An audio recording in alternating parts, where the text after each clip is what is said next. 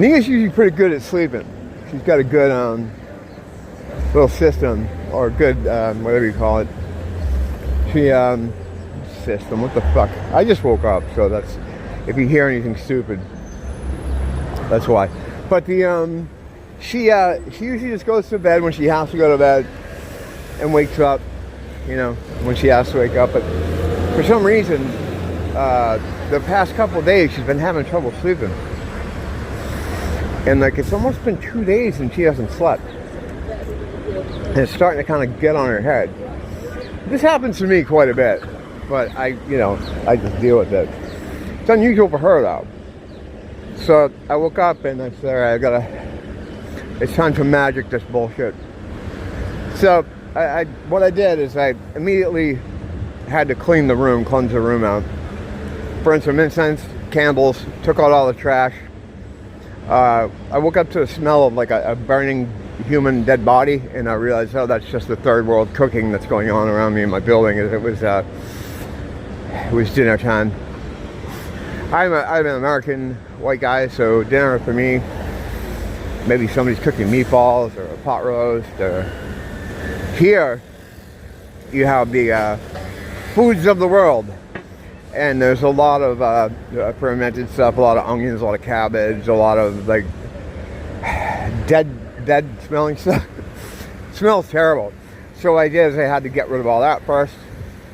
I did clean the house out. I salted the floors the other day, so I didn't bother doing that. But basically, you clean the room out, you know. I didn't do anything like magical to clean the room. But anyway, I got all that together, and then the plan for me was, and I don't know how smart this is, but I was gonna pull her out of her body so that she would go up, you know, she'd get out of here. And so basically, in a way, you could say, to the untrained eye, it looked like I was trying to murder her. And I'm going to explain how I did that when I come out. So the idea was to pull her out of her body, to get her out of her body so she would, sleep. Now, the body's connected to your spirit form by an umbilical cord, like this spirit goo, or whatever it is it's called, your spiritual form, by an umbilical cord, which is very hard to break. You may have had dreams where you die and all this stuff kind of happens, and it never breaks. It hangs in there. I've only heard a couple instances of it breaking, and that's because it was someone else purposely trying to do it, to murder that person. So what I did basically is I had her lay down on her side, and I'd start at her like calves and just make my hand like this. And what I did is I was like rubbing up the side of her body, and what I was doing is I was pulling in my mind, I was pulling her spirit form, just drawing it up through her body as if I was raking it up. And then when I got up to where her shoulders were, I'd take it and like throw it out into the ether, you know, like I was scraping something out of her, which was her spirit form. It was going pretty good until, I forget what it was one point, like her phone stopped, or the video she's watching stopped. And this is another problem with her. She keeps her phone next to her the whole time. That blue light is real bad if you're trying to sleep, but she can't sleep without it. It's like a pacifier. She puts headphones in her ear, like earbuds, but then she also has the phone right next to her. So I was getting there. And then she got up at that point, went to the bathroom, and then said, I said, we got to get trash bags and some other things. So this is what I'm doing right now. I'm just taking a break to get the trash bags. Oh, that guy was Indian. I did a big, long swerve on him, thinking he was black, if he was Indian. You can't be too sure. You got to, fuck. I mean, the pit bull coming up the street could be the friendliest pit bull ever, but I'm not going to take my chances, Like, oh, he's not going to be the one that rips my leg off. That's fucking around. So, pretty much as far as I'm concerned, it seems like things have turned to open warfare. I mean, so many of our people getting killed every day by them. They've been activated. We talked all about that. The golems have been activated. This is magic. This is dark magic. Very dark magic at play here. And because anyone, you know, any person you get that's been alive before the millennium, maybe 20, 30 years old, could tell you it was never like this. It was never like this. This has been, it's been amped up, it's been juiced up, it's been, you know, this racial strife has been steroided, you know. So it doesn't matter exactly how it's been ginned up. It's been ginned up, and I have to, like, you know, gotta be careful. I just fucking take all precautions I can, you know. And if that includes doing a big swerve in the street, that's fucking a big swerve. Because basically, it's like, I'm always brought back to the video game Berserk, the old one, the old arcade ones in the 80s, where you have those robots around the maze, humanoid, intruder, and if you get near them, they come right for you, and now you're fucking have a problem. Yeah, it's a lot. I found with non-whites, it's kind of the same. It's not just black people. It's like, it seems like all nons are being weaponized to attack the children of God. And yeah, so I just try to avoid. I try to stay out of their radius. Because if you get in their radius and they notice you're there, then a number of things should happen. You get the friendly guys sometimes, like, hey, what are you doing? It's like, all right, how is this going to play out? You know, I've just seen it too many times. I've been around it too many times. I've experienced it too many times. You know, whatever. So yeah, I gotta avoid that stuff. Now, it never used to be like that in this neighborhood. I'm not gonna go into that whole thing again, but yeah, we never had to worry about any of that before until COVID. And they got rid of all the Pacific Islanders that were living here, that had been living here for their whole lives. Whose island it was, you know. They all got squeezed out because they're the most vulnerable economically. So when the state says, we're not going to give you your COVID relief funds, they're like, what the fuck are we going to do? Now, if you're, like, say, a white person or Asian in this area, you probably have family or you have the money to live here. So because it used to take money to live here. Not anymore. It's whoever the CIA wants to live here. They just bring them in and just fucking dump them off. But there was a time when you had to have money to live here, and that's why for the entire existence of the island, we never had these problems, because we never had those people living here. I just said I wasn't going to talk about this, and here I am again. Well, it weighs on my mind, and it's tied into spiritual warfare. It's absolutely spiritual warfare. There's nothing you can do about it, just avoid it, and kind of laugh at it. Like, I make a joke about it, you know, because it's kind of funny.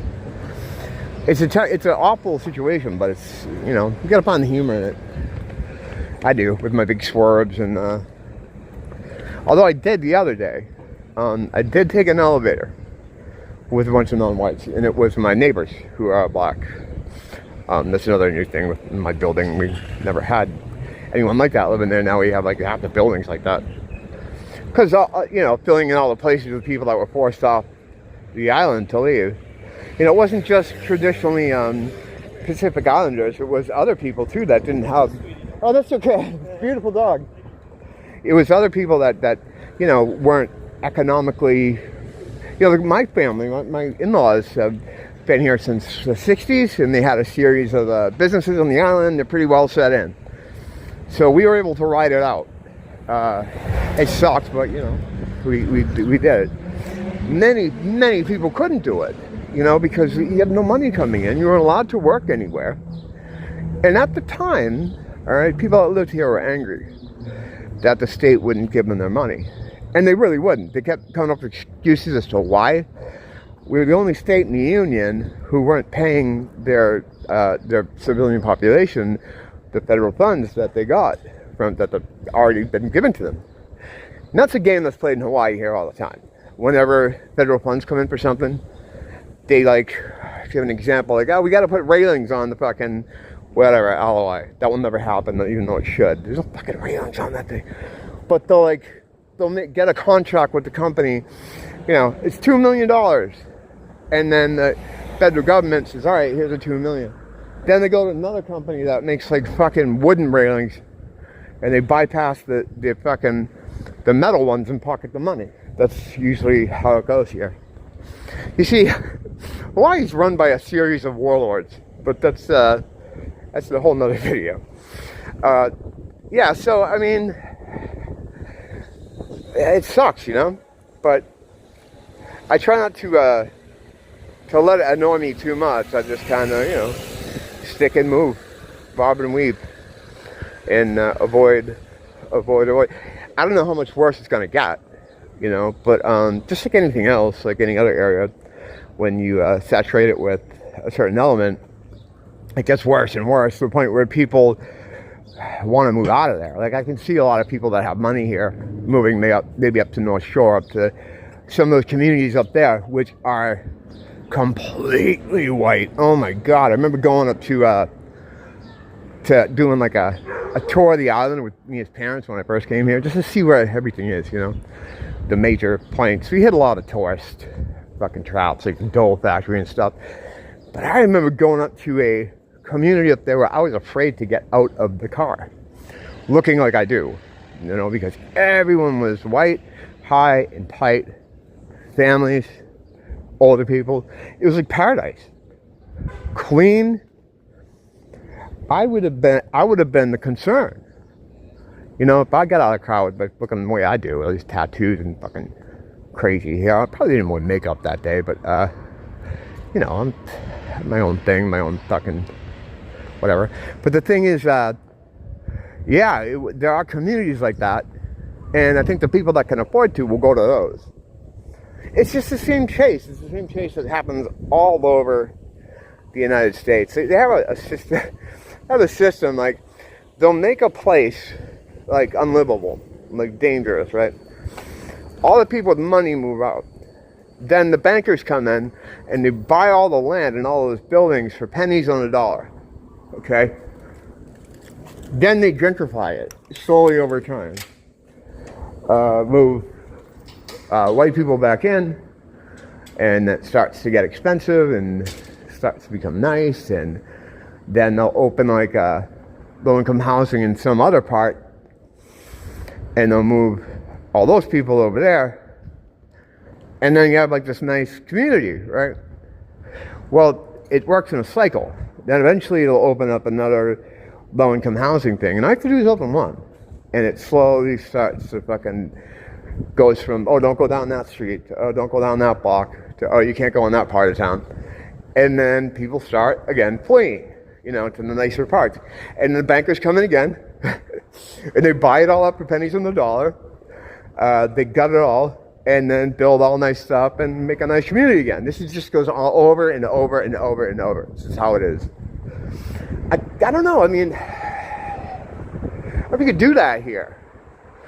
There is an island. I mean, it's an island, right? This one, in this finite space. You really can't do that over on the other islands because there's no, you know, big island and Maui. They don't have the kind of infrastructure here. They have little spots, but in the same way, they're not bringing non-whites to those places.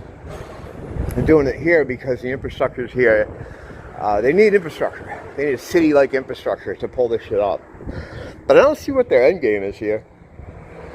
Because, yeah, I mean, they're doing it to every Western city, right? But here, like, there's only so much, I mean, there's limited, what are you going to do? Like I said, it's an island. So, you make this place unlivable, and then what? Then it just becomes like a tourist destination, I guess, where, you know, there are parts of the world where people go on vacation, and they can't leave the hotel. Or they can't leave the hotel grounds, you know? Because we'll get raped and mugged and shit. I theorize that's what they kind of want for this place, you know, and they just don't want people being able to afford to live in a nice place, you know, because the people that do live here, that are, you know, not non-white, they generate all the money for everybody else to live here. But now we moved into a situation where the government is now putting the bill for all this shit. So it's not necessary to have working white and Asian people producing the tax dollars to ruin cities. So I don't know. It's a really weird situation that's been unfolding here in earnest since 2020. They first started coming over in 2019, the first people. And it's just funny to think about, like, how rare it was to see someone like that. And now it's like that's all you see in the street. I was watching this guy coming up the corner here, and he's definitely from Africa. He's got the tracksuit on, or maybe Haiti, very, very black, walking behind these girls. And in their country, if they want to go boom boom, they just go boom boom. Rape isn't really a big deal. I have a friend from Zimbabwe. She describes a pretty horrific situation for women over there. It's boys being boys. They're going to be like that. And you can expect in your lifetime to have to deal with rape, more than once.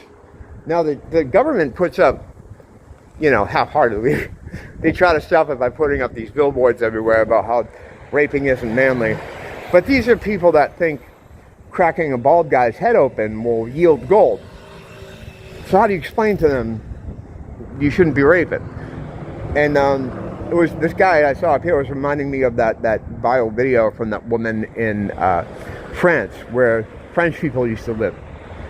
Yeah, that's the funny thing. Like back when I was a kid, I was like, oh, France, that's where French people live. Germany, that's where all the German people live. It's not like that anymore. Everything has to be a melting pot. Everything has to be, Africa. They're turning everything into, third world. It's part of the plan. But anyway, she's walking a baby in a carriage, and a little girl who's like maybe 8 years old. And I'm not going to reenact the whole thing, but basically the bottom line is he was telling her he wanted to boom boom with the little girl who's 8, like 8 years old. Well, she said her age in a post. It's like 8. I think it was 8 or 9. She's under 10. And she's like, get the fuck out of here. No, you're not going to boom boom. And so he was like, well, then you have to boom. Then I'm going to boom boom with you. And the video ends with her screaming and running away. Get away from me! He wasn't being, he didn't look like he was menacing. He's used to that. When they want to do the boom boom, they do the boom boom. And he wanted to do the boom boom. He probably didn't understand, like, what the fuck was going on. Like, I already picked out the one I wanted. What's going on here? Because women don't have that kind of agency in the dark jungles of where the fuck he's from. Yeah.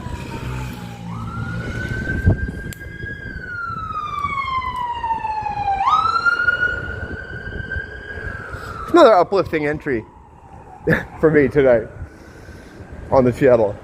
Alright, I gotta go upstairs and try to finish my magical bullshit and put Nia to bed. Thanks for dropping in and checking on me. Until next time, don't blame the teacher, blame the school.